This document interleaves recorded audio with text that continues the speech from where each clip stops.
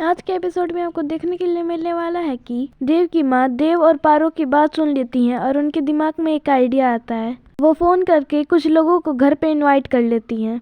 उसके बाद आज की रसोई पारो को बनाने के लिए कहा जाता है। पार्वती को किचन में रखी कुछ भी चीजों का पता नहीं होता है।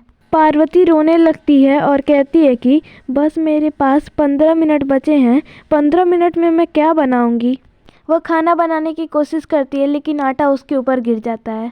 इधर कुछ औरतें बुआ से मिलने आई होती हैं। वह कहती हैं बहू कहाँ है, हमें बहू को नेक देना है। तभी देव की माँ रोक देती हैं और कहती हैं जब बहू खाना लेके आएगी तो आप लोग उसको नेक दे दीजिएगा। बुआ माँ कहती हैं कि जल्दी खाना लेके आओ भाई, भूख लगी है। और बुआ माँ खाना लगाने के लिए बोलती हैं। पार्वती परेशान होकर बुआ माँ के सामने आ जाती है। पार्वती जब बाहर आती है तो उसके चेहरे को देखकर सभी लोग शॉक हो जाते हैं।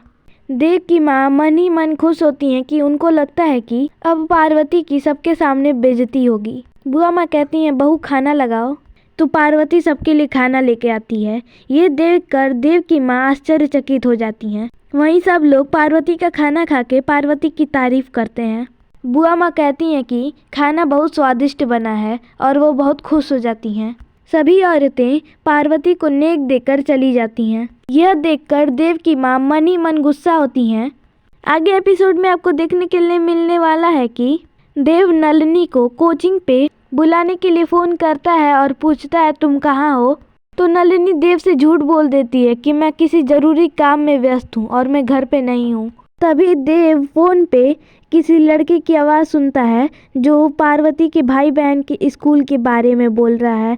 ये सुनकर देव को शक हो जाता है कि नलिनी बूंदी और राजू के स्कूल पे क्या करने के लिए गई है।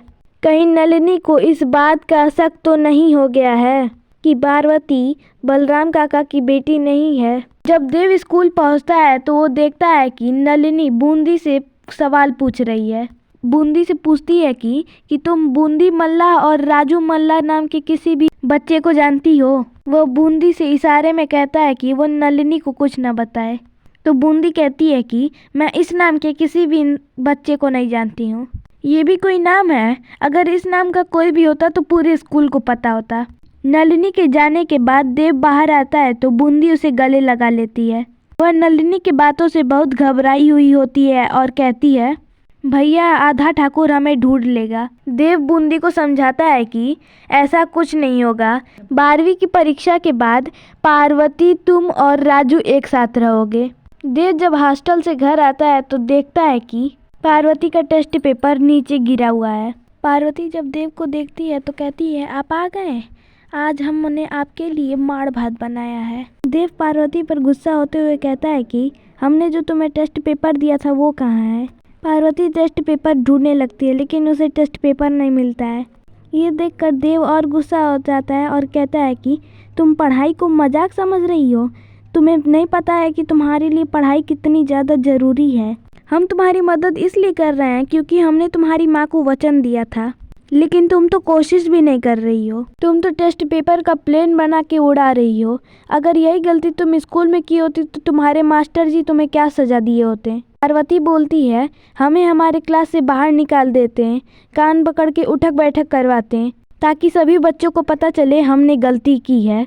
तो देव कहता है कि आज हम तुमको तुम्हारी भाषा में समझाएंगे, इसीलिए तुम रूम से अभी बाहर निकल जाओ और घुटनों के बल बैठ जाओ ताकि तुम्हें अपनी गलती का एहसास हो। हमारी वीडियो थोड़ी लेट आती है 3 बजे, लेकिन पूरी वीडियो सही होती है, इसलिए कृपया हमारी वीडियो को लाइक करें और हमारे चैनल को सब्सक्राइब करें।